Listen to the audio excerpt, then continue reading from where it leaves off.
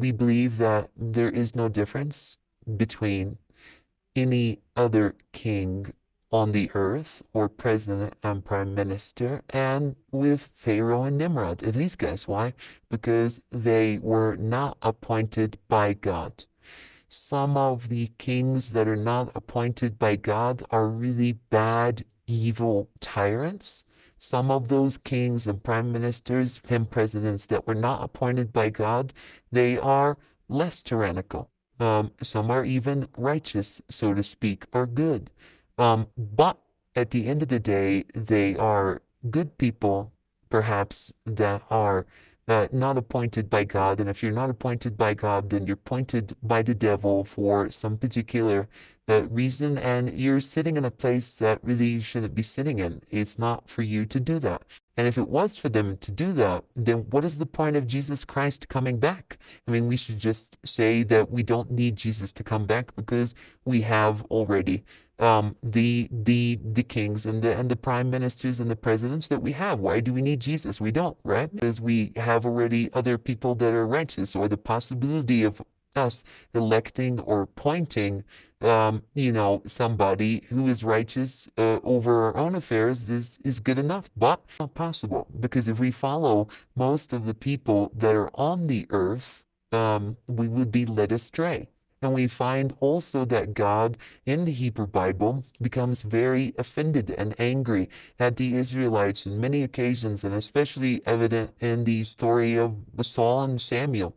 When they suggested that somebody else be appointed other than Samuel, and they ask God for a king, like the other nations, God becomes very offended. It's present in the New Testament, as we've spoken about before, me and you.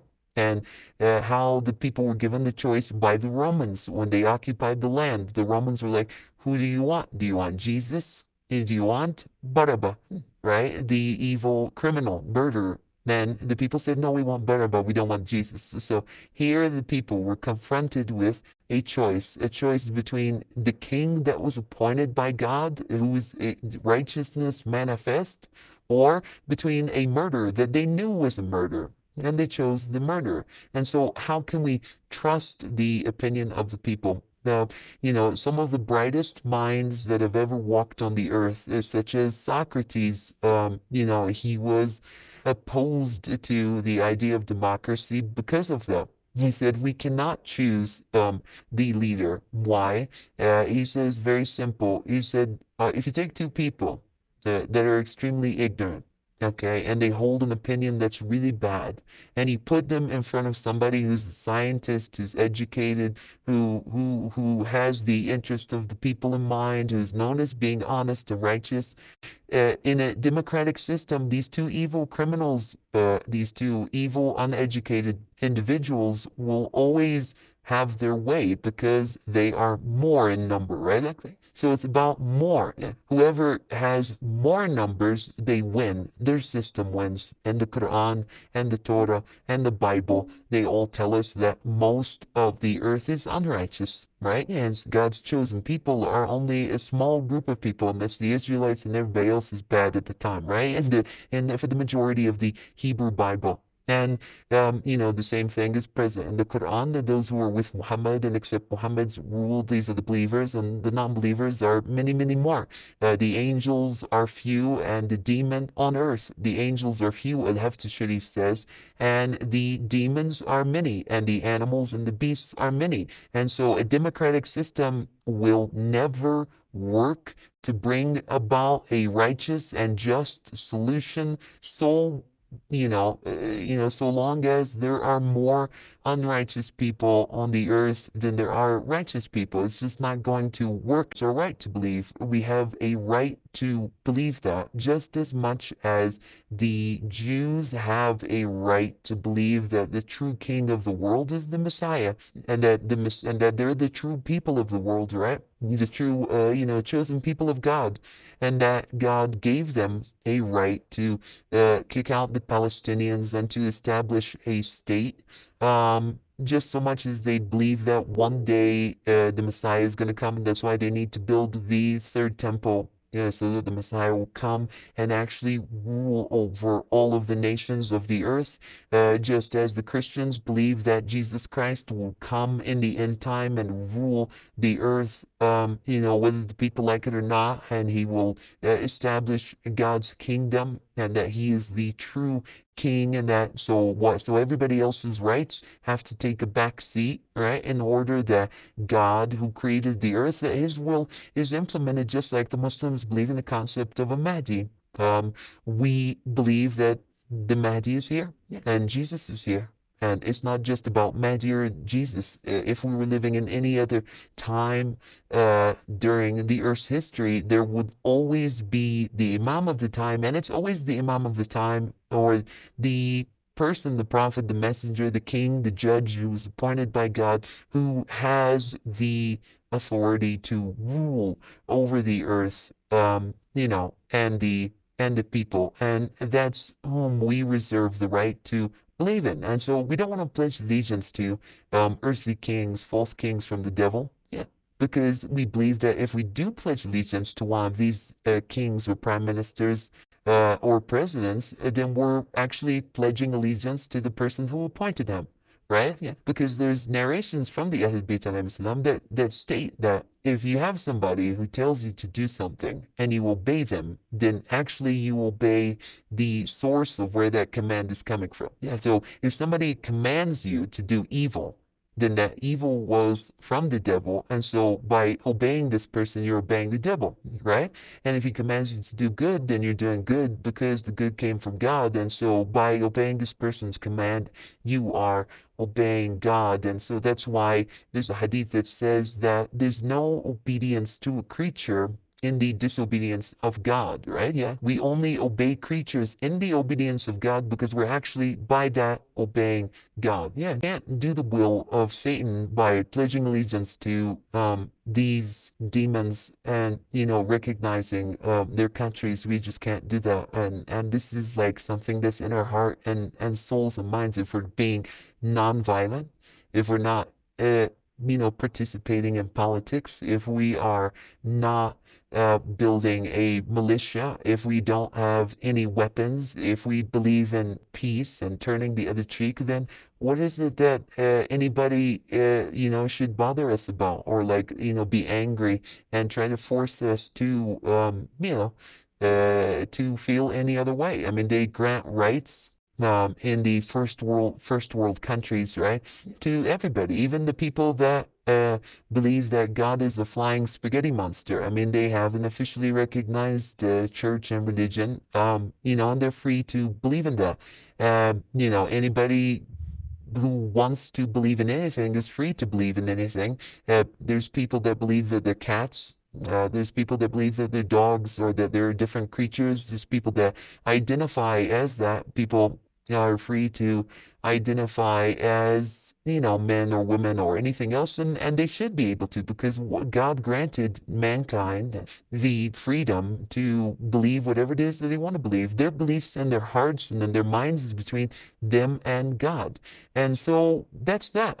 If I want to identify as the Mahdi, if I want to believe that I'm the Mahdi, if people want to believe that about me and they want to share with me in this belief, if people see logic and truth in what it is that I'm saying, and we're posing no problem for others, then we should be able to do so. And that's what we do. And we also identify these worldly authorities as being appointed. We recognize them as being appointed by the devil, and we want to have nothing to do with that. Because if we do recognize them, then we're from them. And if we are from them, then we're going to end up in hellfire, because the only person who gets into heaven in every day and age are the people that recognize their divinely appointed king, and they partake in and are part of that divinely, divine population, that divine garden, that divine government. These are the only people that attain salvation. Hence, The Jews that are with Moses, they attain salvation. The Jews that are with Joshua, they attain salvation. The Israelites that are with him, the Israelites that are with Jesus, they attain salvation. The Israelites that are with Muhammad sallallahu alaihi wasallam, the Muslims that are with Muhammad, the believers that are with Muhammad, they also attain salvation. The Shia companions, right?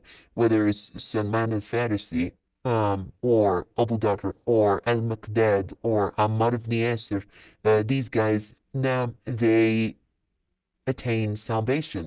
The narrations state that the entire Muslim nation apostated after the death of the Prophet Muhammad sallallahu alaihi wasallam. So why were they considered to be apostates except for those four companions? Because everybody else accepted the authority of Abu Bakr and Umar, and they abandoned the wilaya, the kingship, the authority of Imam Ali ibn Abi Talib. While Imam Ali ibn Abi Talib was appointed by God, and Abu Bakr was appointed by the devil, and the first person who pledged allegiance to him was the devil.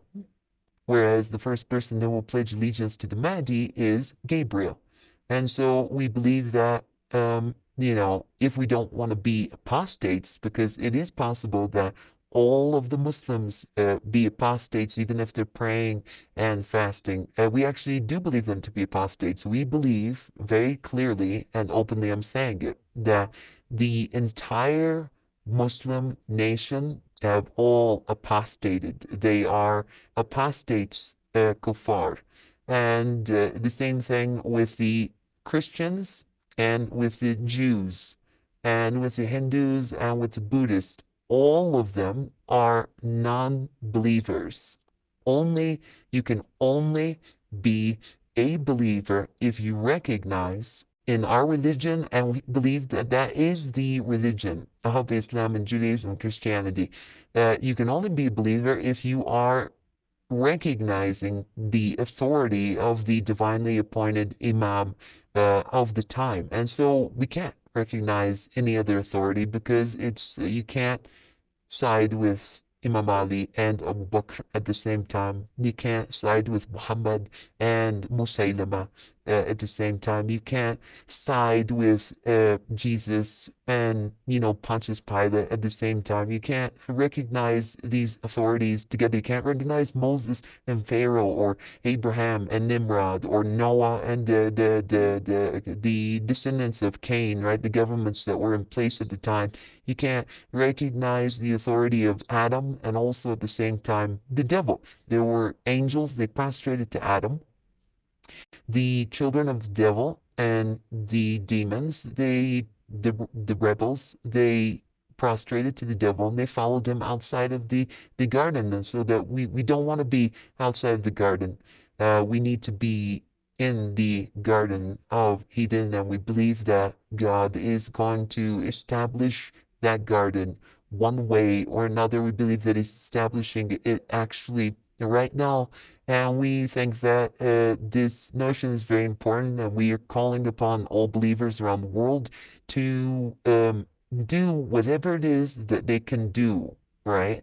To reach God's divinely appointed Imam, to be a part of his Garden of Eden, to give back the resources which were lent to them, in order that they may do like the apostles did, and establish a divine community around the Jesus of the time. Well, I think it's very clear, and I think that it's also very clear and it's evident in the Holy Scriptures that the Antichrist is going to preach brotherhood without the Father, all right? And that's what we find happening today with Israel. They want God's people, the brotherhood of God's people, without the Imam of the time, that father, that appointed leader. Same thing with the Christians. They want the Father out, and they only want the brotherhood, we the people of the United States, we the people of the congregation, right? But they don't want the leader of the congregation. The same thing with the Muslims. They want just this relationship between themselves and between God. The Sunnis are ridiculous. They say the same thing that Iblis says, and they're totally unaware of it. They say, why is it that we need somebody in between us and God? We know what the religion is now. We don't need anybody between us and God. And so they repeat without recognizing that they're actually upon the religion of Iblis. He also didn't want anybody between him and God, and so he refused to prostrate to the authority. And so the Muslims, even today, they have this congregation, this brotherhood of believers without the Father. And so the Jews, the Christians, the Muslims, all of them, without exception, are following the Antichrist and the system of the Antichrist because they're following the system of the supremacy of man, the system of the Dajjal, the system of Iblis, and while the believers are the only ones that are free from that system of the Antichrist because they reject the choice of man, and they are the only ones that believe in brotherhood with a father, and that is the congregation with the divinely appointed leader. So thank you so much.